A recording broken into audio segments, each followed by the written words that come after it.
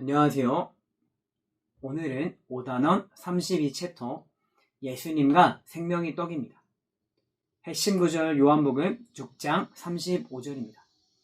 예수께서 이르시되 나는 생명의 떡이니 내게 오는 자는 결코 줄이지 아니할 터이요 나를 믿는 자는 영원히 목마르지 아니하리라. 아멘. 사람들은 살아가기 위해서 매일마다 음식을 먹어야 합니다. 그리고 아무리 많이 먹어도 또다시 배고파집니다. 마찬가지로 우리의 영혼도 참된 만족과 영원한 생명을 갈망합니다. 세상의 그 어떤 것으로도 이것을 채울 수 없습니다. 사람들은 돈과 성공과 쾌락 등을 통해서 만족을 얻으려고 합니다. 그러나 잠시 만족할 뿐 또다시 목마르게 됩니다.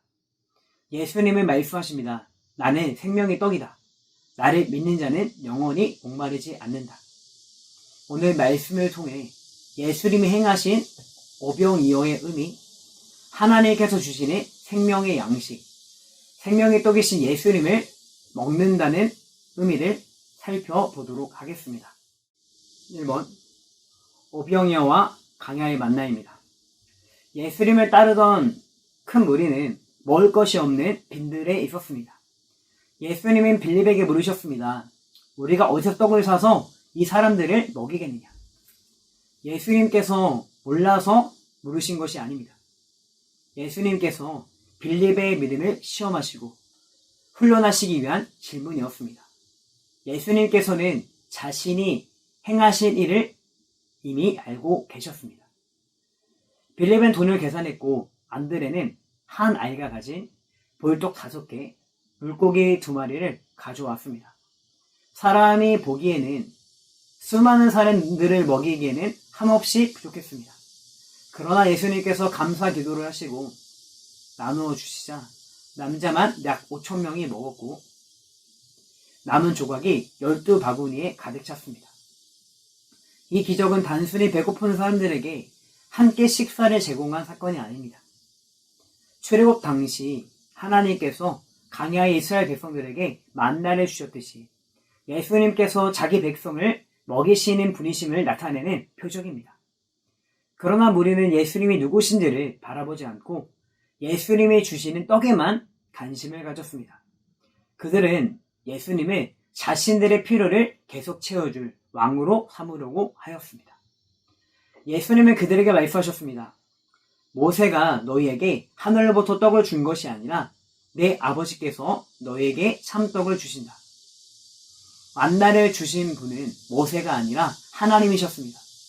또한 강야의 만나는 육체의 생명을 잠시 유지하게 해주는 양식이었고 결국 장차 오실 예수 그리스도를 바라보게 하는 표지였다는 것을 우리가 보게 되는 것입니다. 출애굽기 16장 4절 보라 내가 너희를 위하여 하늘에서 양식을 비같이 내리리니. 고린도전서 10장 3절에 4절에 보면은 이스라엘 백성이 신령한 음식과 음료를 먹고 마셨고 반석은 바로 그리스도였다라고 말씀하고 있습니다. 광야의 만나는 예수님을 미리 보여주는 모형입니다. 오병이어는 예수님이 참된 구원자이심을 보여주는 표적입니다.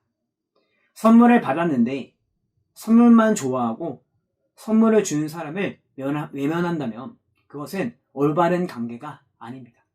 우리도 하나님께서 주시는 건강, 물질과 성공들을 우리가 구하면서 정작 하나님 자신을 사랑하지 않을 수도 있습니다. 예수님이 주시는 떡보다 떡을 주시는 예수님을 구해야 합니다. 나는 예수님을 믿는가? 아니면 예수님이 주시는 혜택만 원하는가?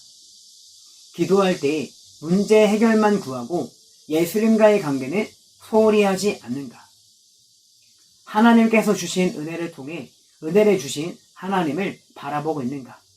함께 나눠주시기를 바랍니다. 2번, 영생의 양식입니다. 사람들은 예수님께 말했습니다. 주여, 이 떡을 항상 우리에게 주소서. 그들은 여전히 눈에 보이는 떡, 육체를 위한 양식만 생각했습니다. 예수님은 분명하게 말씀하셨습니다. 내가 곧 생명의 떡이다. 예수님은 생명의 떡을 주시는 분이실 뿐 아니라 예수님 자신이 생명의 떡이십니다. 세상의 양식은 육체의 배고픔을 잠시 해결해 줍니다. 그러나 결국 다시 배고파집니다. 죽음으로부터 우리를 구원하지 못합니다. 그러나 예수님은 죄로 죽은 우리 영혼을 살리시고 하나님과 화목하게 하시며 영원한 생명을 주십니다. 예수님께 나오는 것과 예수님을 믿는 것은 같은 의미입니다. 내게 오는 자는 예수님을 구원자로 의지하는 사람이며 나를 믿는 자는 자신의 행위와 공로를 완전히 내려놓고 예수님의 완전한 의와 십자가만 붙드는 사람입니다. 우리는 선한 행동이나 종교적인 노력으로 영생을 얻을 수 없습니다. 영생은 하나님의 아들이신 예수님을 믿을 때 받는 은혜의 선물입니다. 또한 예수님은 아버지께서 자신에게 주신 사람을 결코 내쫓지 않는다고 약속하셨습니다. 구원은 인간의 결심만으로 시작되는 일이 아니라 성부 하나님께서 계획하시고 성자 예수님께서 이루시며 성령님께서 믿게 하시는 하나님의 은혜입니다. 요한복음 5장 24절 내 말을 듣고 또 나 보내신 이를 믿는 자는 영생을 얻었고 심판에 이르지 아니하나니. 에베소서 2장 8절에서 9절 너희는 그 은혜에 의하여 믿음으로 말미암아 구원을 받았으니 행위에서 난 것이 아니니. 요한복음 10장 28절 내가 그들에게 영생을 주노니 영원히 멸망하지 아니할 것이요. 굶주린 사람에게 음식의 모양을 설명해 주거나 음식 사진을 보여주는 것만으로는 충분하지 않습니다. 실제로 음식을 먹도록 해야 합니다. 마찬가지로 예수님에 관한 지식을 아는 것만으로는 충분하지 않습니다. 예수님을 나의 구주로 믿고 의지해야 합니다. 세상의 양식은 육체의 생명을 연장하지만 예수님은 영원한 생명을 주십니다. 영생은 우리가 만들어내는 보상이 아니라 예수님 안에서 받는 선물입니다. 나는 무엇을 통해 삶의 만족을 얻으려고 하는가? 나는 자신의 성함과 공로를 의지하는가? 예수님의 공로를 의지하는가? 어려움 속에서도 나를 내쫓지 않으시는 예수님의 약속을 믿고 있는가? 함께 나눠주시기를 바랍니다. 3번 예수님과 생명의 떡입니다. 예수님은 더욱 강한 표현으로 말씀하셨습니다. 내 살을 먹고 내 피를 마시는 자는 영생을 가졌다. 이 말씀을 들은 사람들은 예수님께서 자신의 몸을 실제로 먹으라고 말씀하시는 것으로 오해했습니다. 그러나 예수님께서는 육체를 문자 그대로 먹으라는 뜻이 아니셨습니다. 요한복음 6장의 흐름을 보면 예수님께 오는 것, 예수님을 믿는 것, 예수님의 살과 피를 먹고 마시는 것이 서로 연결되어 있습니다. 예수님의 살을 먹고 피를 마신다는 것은 십자가에서 자신을 내어주신 예수님을 믿고 그분의 죽음과 부활의 은혜를 받아 누리며 그리스도와 연합하여 살아간다는 의미를 가지고 있습니다. 예수님의 살은 죄인을 위해 내어주시는 몸을 가리킵니다. 예수님의 피는 죄를 씻고 새 언약을 세우기 위한 피를 가리킵니다. 구약에서 죄인은 자신을 대신해 희생된 제물의 피를 통해서 용서를 받았습니다. 그러나 동물의 피는 죄를 완전히 제거할 수 없었습니다. 예수님께서 친히 희생 제물이 되어주셔서 단번에 영원한 속죄를 이루셨습니다. 생명의 떡을 먹는다는 것은 한 번 예수님을 믿는다고 말한 후에 예수님과 상관없이 살아가라는 것은 아닙니다. 우리는 날마다 예수님의 말씀을 듣고 십자가의 은혜를 의지하며 그리스도 안에 거해야 합니다. 또한 주의 뜻대로 하나님 말씀대로 살아가야 합니다. 예수님은 말씀하십니다. 내 살을 먹고 내 피를 마시는 자는 내 안에 거하고 나도 그의 안에 거한다. 그리스도인은 단순히 예수님을 본받는 사람이 아니라 믿음으로 그리스도와 연합한 사람입니다.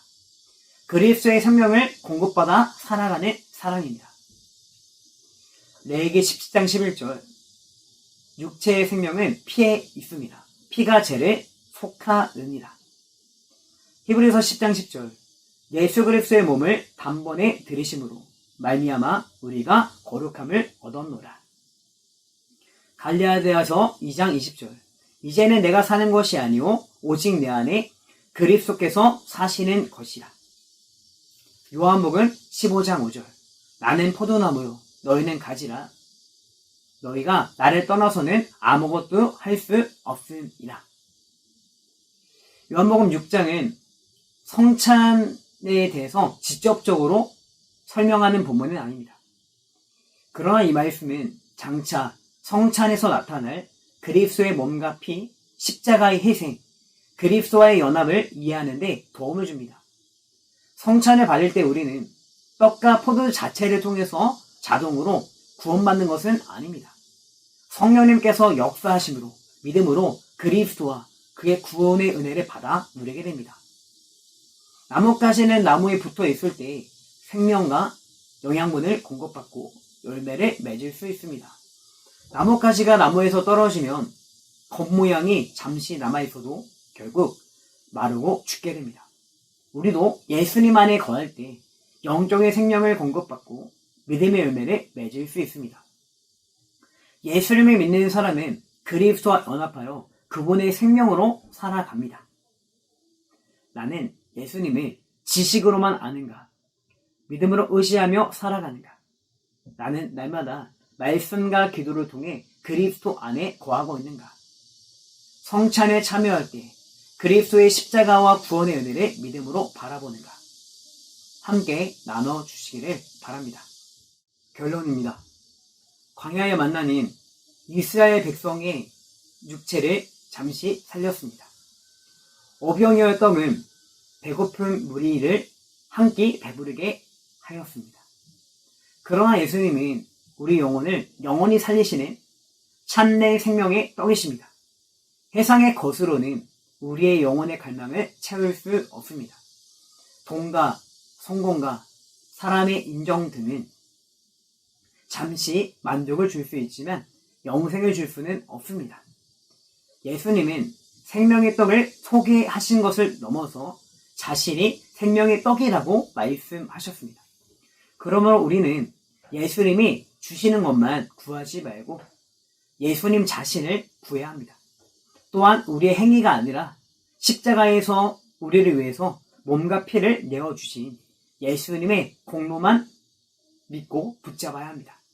그리고 날마다 말씀과 기도와 또한 성례를 통해서 생명의 떡이신 예수님을 믿음으로 누려야 합니다. 또한 그 은혜를 공급받으며 살아가야 합니다. 예수님이 주시는 떡보다 생명의 떡이신 예수님을 붙들어야 합니다. 나눔 질문을 추천드리겠습니다. 나는 예수님 자신보다 예수님이 주시는 복과 문제 해결만 구하고 있지는 않나요? 요즘 나의 마음을 가장 배고프고 목마르게 만드는 것은 무엇인가요? 그 갈망을 무엇으로 채우려고 했나요? 나는 예수님에 관한 지식만 가지고 있나요?